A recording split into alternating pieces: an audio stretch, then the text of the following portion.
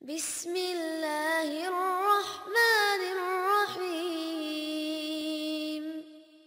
Ar-Rahman.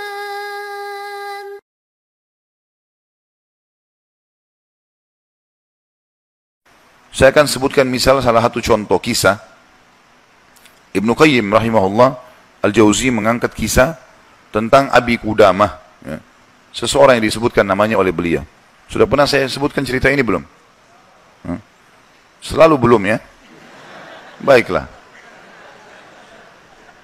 Abi Qudamah, kata Ibnu Jauzi, adalah seseorang yang suka berjihad. Di zaman dulu, zaman tabi'in, suka berjihad, berperang. Dan dia selalu memotivasi orang untuk berjihad. Ditanya di salah satu masjid waktu dia lagi pulang dari jihad, pengalaman apa yang paling berkesan bagi anda di kancah peperangan jihad? Dia bilang, kisah seorang anak muda yang bertemu bidadari. Maka orang tanya, seperti apa ceritanya? Dia bilang, satu waktu saya pulang ke negeri saya, di kotanya. Kemudian saya motivasi orang untuk berperang, berjihad. Disampaikanlah motivasi, ayat-ayat, hadis, kisah-kisah nyata. Sampai orang-orang pada termotivasi untuk berjihad. Dia bilang, setelah selesai saya pulang, besok saya ingin bentuk pasukan, bergabung dengan pasukan muslimin untuk berjihad. Ya. Waktu saya pulang ke rumah, dia bilang tiba-tiba ada suara perempuan depan pintu. Memanggil, wahai Abi Qudamah, Abi Qudamah. Dia bilang, saya baca, a'udzubillahi minasyaitonirrajim.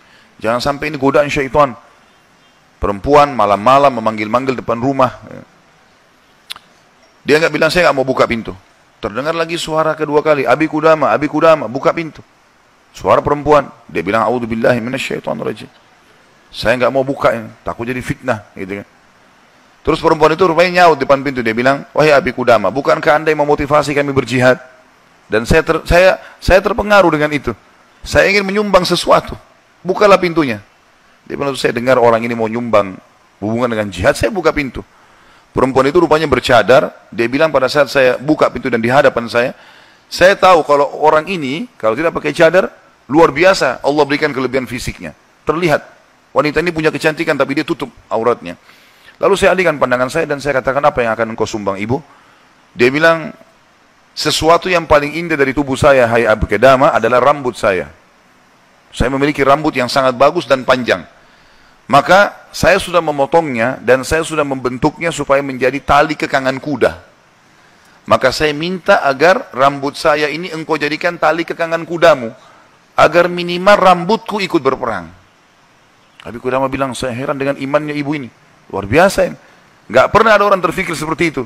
Rambutnya panjang, lebat, tebal, dipotong, lalu dibuat sedemikian rupa sehingga bisa menjadi tali kekangan kuda. Gitu. Pakailah ini Abi Qudamah. Abi Qudamah bilang, baiklah, diambil. Pada saat sudah diambil, Abi Qudamah mau tutup pintu, dia bilang, sebentar, masih ada satu lagi Abi Qudamah. Dia bilang apa? Suami saya mati syahid. Dan semoga Allah terima. Semoga juga kami disatukan di surga. Dan dia mewariskan seorang anak laki-laki yang mirip seperti dia. Maksudnya keimanannya, fisiknya, segala macam. Saya harap anda tidak menolak anak saya besok ikut berjihad. Kata Abi Qudamah, baiklah. Tutup pintu, besok pagi habis sholat subuh, habis syuruk, menjelang duha, berkumpullah orang-orang yang mau ikut jihad untuk bergabung dengan pasukan muslimin. Setelah Abi Qudamah bilang, saya motivasi mereka, datanglah seseorang dari belakang saya berteriak, Abi Qudamah, suara seorang laki-laki. Dia bilang, saya balik ke belakang. Waktu saya balik, saya seperti melihat matahari.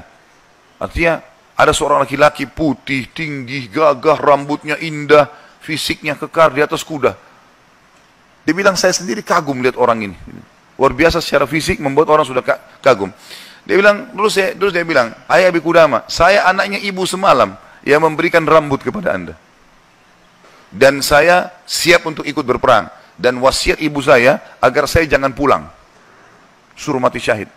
Kata Abi Qudamah, saya kagum lihat lagi anak ini. Sudah kagum lihat ibunya, kagum lihat anaknya. Bagaimana keyakinan mereka berdua tentang janji Allah. Dan hidupnya di situ sudah. Lingkup hidupnya itu adalah yang dijanjikan oleh Allah dan Rasulnya. Udah, Allah bilang dapat ini, ya sudah. Diyakinkan, iya. Sholat dapat ini, puasa dapat ini, jihad dapat ini. Yakin, tidak ada keraguan. Hidupnya terbentuk di situ. Itu yang dijalani sama dia. Dia yakin meninggalkan juga dosa, ini adalah pintu yang baik. Kalau dia buat, dia akan jauh dari Allah. Maka dia berada di lingkup itu, kendaraan itulah. Kata Abi Qudamah, baiklah anak muda, kau masih muda, gitu kan. Saya akan letakkan kamu di bagian belakang pasukan. Anak muda itu diam. Dia bilang, Abi Qudamah bilang, ini Saya tentu simpulkan ceritanya ya, karena saya tidak hafal secara lafaz letter tentang kisah, tapi saya datangkan poinnya gitu. Kata Abi Qudamah waktu perang lagi berkecamuk, tiba-tiba anak muda ini sudah ada di depan. Lalu saya lihat dia, dan memang di pikiran saya dia bilang cuma anak muda itu saja. Saya datangin dia, hai anak muda mundurlah. Kamu masih muda, belum berpengalaman, gitu kan. Saya khawatir atas dirimu. Dia bilang, wahai Abi Qudamah, Allah berfirman, hai orang-orang beriman, kalau kalian bertemu dengan orang kafir, jangan kalian mundur. Allah bilang, jangan mundur, Anda suruh saya mundur. Gitu. Gitu. Kata Abi Qudamah, saya nggak bisa bantai ini karena dia pakai ayat. Gitu. Maka saya pun berada di sebelahnya sampai akhirnya karena perang lagi berkecamuk terpisahkan. Otomatis terpisahkan.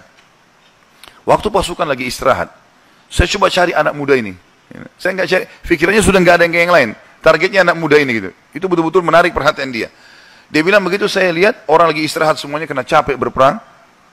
Maka saya lihat anak muda ini sibuk menyiapkan makanan para mujahidin, mengikatkan tali kudanya, menyiapkan rumput kudanya. Pokoknya dia sibuk dengan itu. Jadi dia betul-betul menikmati apa yang sudah Allah dan Rasulnya perintahkan. Ini targetnya dan ini benar bagi saya. Selesai. Ini adalah konsep hidup saya. Gitu. Maka Abi Qudamah bilang saya kagum melihat anak muda ini. Kemudian perang berkecamuk lagi.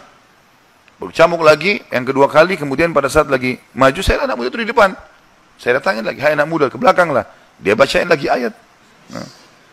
Wahai Abi Qudamah, Allah berfirman, hai orang beriman, kalau bertemu dengan orang kafir, jangan kalian mundur. Bagaimana Allah bilang jangan mundur, Anda suruh saya mundur? Abi Qudamah diam. Tidak bisa bantah karena dikatakan ayat. Berkecamuk peperangan, dipisahkan oleh prajurit yang saling serang satu sama yang lain, sampai akhirnya tiba malam hari, waktu istirahat. Kata Abi Qudamah, dua pasukan istirahat, lalu saya cari, di mana anak muda ini? Di kemah mana dia? Cari-cari sampai dapat kemahnya. Kata Abi Qudamah, waktu saya masuk dalam kemahnya, saya temukan anak muda itu sedang tertidur dan senyum. Senyum lebar gitu. Saya penasaran anak muda ini lagi mimpi apa gitu. Dia bilang saya tunggu sampai senyumnya sudah redah, kemudian saya tepuk, bangunkan. Hai anak muda, bangunlah. Apa yang kau lihat dalam mimpimu? Kata anak muda ini, demi Allah wahai Abi Qudamah, saya melihat saya masuk ke surga. Saya masuk surga, saya lihat taman-taman, saya lihat pelayan-pelayan, lihat luar biasa surga yang luas. Dan saya lihat seorang wanita yang sangat cantik, saking cantiknya sampai saya tidak sabar untuk menjamahnya. Gitu kan. Lalu dia mengatakan, belum waktunya hai suamiku. Padahal sebenarnya anak muda ini belum menikah. Ya. Lalu dia bilang, engkau, perempuan itu bilang, engkau akan bertemu dengan aku besok siang. Kata anak muda itu, setelah itu Anda bangunkan saya. Dan saya berharap Allah membuat saya mati syahid besok. Gitu. Untuk mendapatkan apa yang Allah janjikan. Yang jelas, kata Abi Qudamah, saya kagum. Artinya Abi Qudamah pun sekian tahun berjihad, belum pernah mimpi seperti ini. Gitu kan? Besok pagi dia bilang berkecamuk lagi peperangan. Saya temukan anak muda itu di depan. Terus dia menyerang musuh. Gitu kan? Sampai akhirnya peperangan selesai. Dan sudah menang muslimin, korban banyak di musuh dan di orang muslim. Anak Abi Qudamah bilang, target saya mengejar mana? Cari anak muda ini. Terbunuhkah atau belum terbunuhkah? Dicari. Dia bilang saya cari di jenazah prajurit muslim yang disusun, ternyata ada bergeletakan, saya temukan ada anak muda itu. Penuh dengan darah. Gitu. Ya. Tapi masih hidup. Dan dia lihat, waktu saya datang, dia dengan senyum mengatakan, Abi Qudamah, kesinilah, kesinilah. Dalam kondisi lagi luka-luka ini. Berdarah-darah. Gitu ya. Kata Abi Qudamah, saya pun datang. Apa beritamu, hai anak muda? Dia bilang, hai Abi Qudamah, kalau kau pulang nanti ke kampung kita, ke negeri kita, sampaikan ke ibu saya salam dan bilang, impian beliau sudah terkabulkan. Artinya, saya akan menyusul ayah saya mati syahid. Lalu pesannya ini luar biasa. Dia bilang apa? Wahai Abi Qudamah, apa kau ingat kisah tadi malam, bidadari dalam mimpi saya? Kata Abi Qudamah, iya. Sekarang ada di sebelah saya.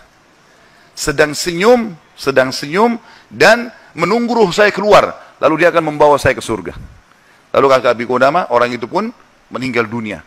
Dalam kondisi dia tersenyum, gitu kan. Maka Abi Qudamah bilang, saya menangis, gak bisa menahan melihat luar biasanya. Ibunya luar biasa, anak muda ini luar biasa, 17 tahun, punya kelebihan fisik yang mungkin tadi saya bilang, kebanyakan kita di Indonesia dihabiskan pada hal yang foya-foya, coba-coba kemaksiatan, ini semua omong kosong ini, dari syaitan, bukan begitu. Anak muda ini dididik oleh ibunya untuk targetnya surga. Bagaimana berperang mati syahid, seperti itulah. Kata Abi Qudamah, saya pun menguburnya. Waktu kami pulang ke negeri kami, target saya ke rumah ibunya. Bukan ke rumah saya lagi. Orang semua pada pulang ke rumahnya, ketemu keluarganya. Dia bilang, saya cari ibunya anak muda itu. Begitu dapat rumahnya, saya ketuk pintu, dibuka. Ibu itu buka. Ibu itu begitu lihat, saya tahu Abi Qudamah. Dia bilang, wahai Abi Qudamah, apa kau datang berbelasungkawa, atau kau datang untuk membawa berita gembira? Kata ya Abu Qudamah, apa maksud anda ibu? Dia bilang, kalau anda pulang, mengatakan anak saya ikut pulang bersama anda, berarti itu belasungkawa. Saya nggak mau anak saya pulang. Mau mati syahid. Tapi kalau anda bilang anak saya mati syahid, berarti itu berita gembira. Abu Qudamah bilang, saya nggak tahan menangis, lalu saya mengatakan, ibu, berita gembira, Allah sudah kabulkan impianmu. Anakmu telah menyusul suamimu dan semoga Allah kabulkan. Ibu itu menangis, sujud syukur kepada Allah gara-gara berhasil anaknya menjalankan perintah Allah. Ini yang banyak luput dari kita nih. Kita malah bangga kalau anak kita yang cantik keluar dengan telanjang sana sini, terbuka auratnya, atau mungkin meninggalkan pesantren dan sekolah di sekolah yang tidak ada pendidikan agamanya, atau keluar ke negara-negara kafir yang akhirnya mereka terdidik dengan hal-hal yang tidak baik, hanya karena bangga dengan urusan dunia, bukan bangga dengan urusan akhiratnya. Padahal itu tanggung jawab kita, gitu kan? Jadi teman-teman sekalian, menanamkan muraqabah, yakin kalau Allah mengawasinya, yakin akan janji Allah terhadap ibadah yang dia kerjakan, yakin ancaman Allah kalau dia melanggar, maka ini poin yang sangat penting, ini yang sedang kita bahas. Masalah bagaimana dia mendidik jiwanya dalam masalah.